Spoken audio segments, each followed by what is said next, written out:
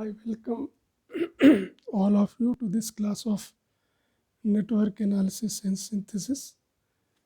So in this class we'll be discussing summary of the second order circuits which we have discussed in the previous lectures.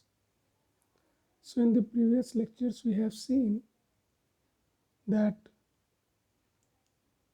the second order circuits discussed so far have following form, that is, you get a constant into d dt square d square I. It may be I or it may be V voltage.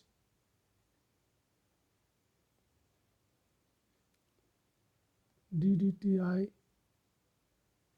plus Ci is equal to 0. We may rearrange it, and double derivative of I plus, we can make it B by A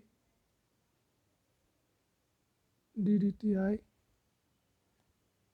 plus C by A I is equal to 0, or we can write it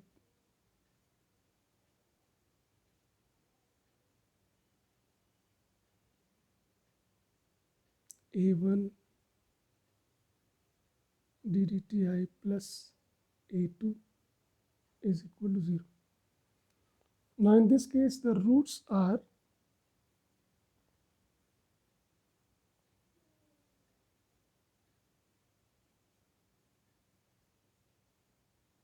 S1 and S2, roots of characteristic equation.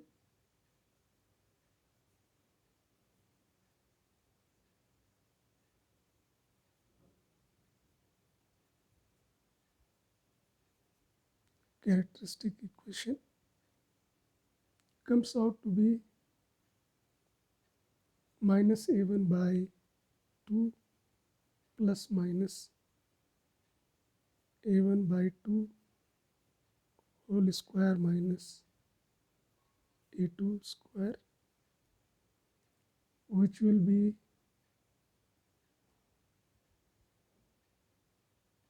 A1 square by 4 minus A2, or we can write it as A1 by 2 plus minus, this will be minus, plus minus 1 by 2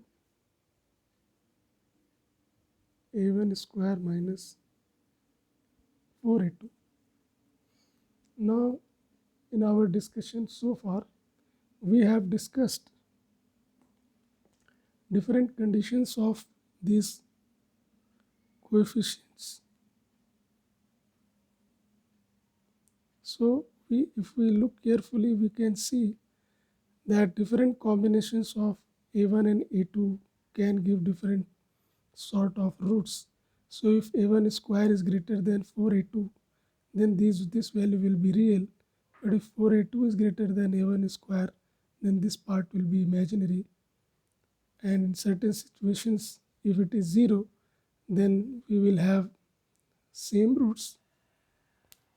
Thus we have discussed different situations, different conditions of these coefficients A1 and A2, and now we will summarize it.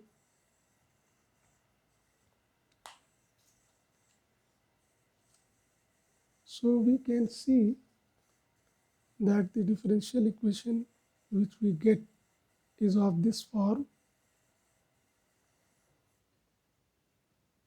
d dt square I plus A1 d dt I plus A2I. This is characteristic equation. These are the roots. Now we will see what are the different conditions of the coefficients. So coefficients here will have this form: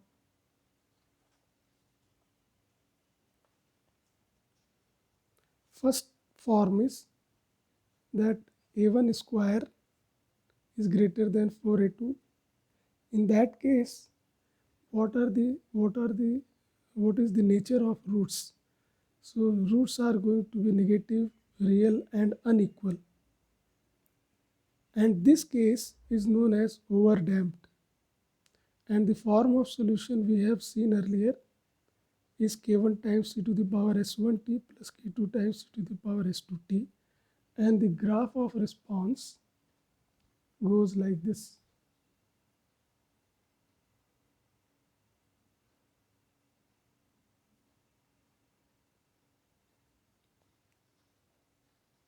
And this we have discussed. Second case is that a1 square is equal to 4a2. In this case, the roots are negative, they are real, but they become equal. And this case is known as critically damped, and form of equation solution is going to be this, where we have e to the power s1t in both these, but here t is coming as multiplication. But here I would like to tell one thing, that there are three cases possible for k1, that it is either 0 or positive or negative. For the case of 0, this is the form of graph of I. But if they are positive or negative, this graph will be slightly different for these cases. This you can do on your own and can find out. Then third case is that a1 square is less than 4a2. Then we get complex conjugate roots, where real part is going to be negative, and this case is known as underdamped. This is the description for this case. This is the name. And form of solution is going to be like this, where one e to exponent is there, e to the power sigma 1 plus sigma 1 t, where sigma is real part of the root and the imaginary part comes here, k1 times cos omega 1t and k2 times sin omega 1t. And the root and the graph we have discussed earlier, that it is a sinusoidal but which is decaying with an envelope which follows this function. Now in this we have one special case, that real part is 0. So a1 is 0 but a2 is not 0, so we will get conjugate imaginary roots, and here it is going to be oscillatory. Here also it is oscillatory, but it is damped. It's going to reduce, going to decay. But if we don't have any real part, means the sigma is 0, only j omega is there, then e to the power sigma 1 t part is not there, sigma 1 is 0, so this becomes 1. So we have only cos omega 1t and sin omega 1t, and it's not going to damp out, it's not going to decay, but its amplitude is constant throughout. So these are the four cases of the roots, and then we would like to see that what happens when this sigma 1 and this omega changes in relative sense. So that has been discussed here on a plane which we call S plane. You can see here that the name given is S plane, and in this S plane you can see that it is j omega. This is j omega axis, means imaginary part is drawn here and real part is drawn here on x-axis. It is 0 0 and negative part is drawn here. So far the cases which we have discussed, sigma or the real part has been negative, so we are moving on the negative direction. Now if we see this case, then you can see that the j omega axis, if we are exactly at 0 0, the response will be like this without any decay. And if we move upwards on this imaginary axis where only omega is there, sigma part, real part is 0, so oscillations will be there and no decay will be there. As we move up, oscillations will be having higher frequencies. Similarly, if we move on the we are on 0 0 and we move on the negative direction on real axis, then we will get pure exponential decays. And as we move away from 0 0, the more the negative value, the more is the rate of decay of the exponential. But if we come on this S plane, we leave j omega and we leave this. Suppose we are here, so it means that on j omega axis we are here, so oscillating frequency will be this, frequency will be same, this one.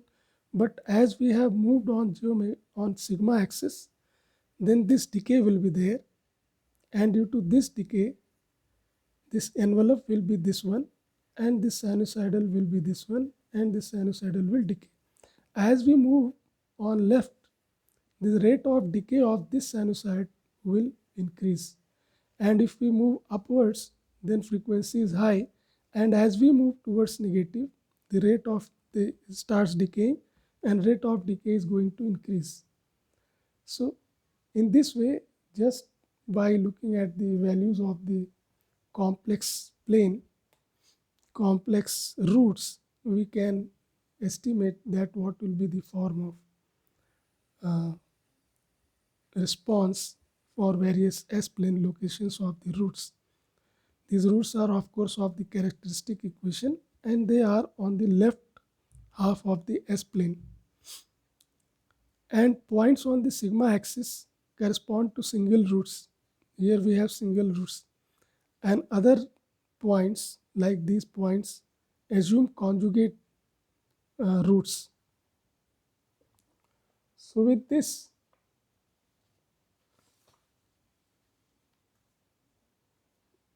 we will now come to the comprehension test. And in this comprehension test, what you are supposed to do is that for this circuit, you can see that one constant is given, that is K. And this is a voltage source, dependent voltage source, and this voltage source is dependent on current in this branch. So here, analysis of this circuit is to be done on the loop basis. Analysis is to be done and then determine the characteristic equation.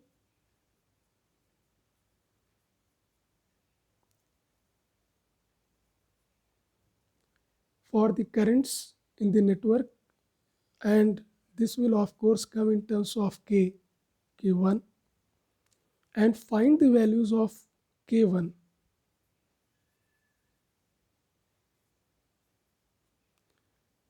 For which the roots are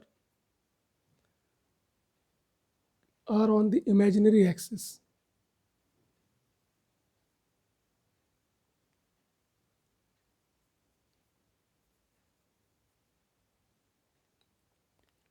Imaginary axis of the S-plane, which we have just discussed. So for what values or for what value that you'll have to see of K1, the roots of the characteristic equation will be on imaginary axis, and find the range of the values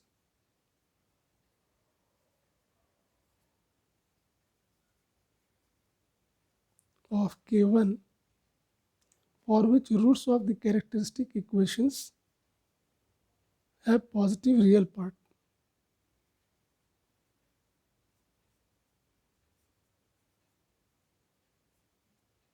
So this is to be done in this comprehension test. Values are specified. This is 1 Henry, 1 ohm, 1 ohm, 1 farad, 1 ohm. This is a VT. And as discussed earlier, if we plot complex roots, imaginary part on y-axis and real part on x-axis, then this plane is known as S-plane. So with this I close here. Thank you.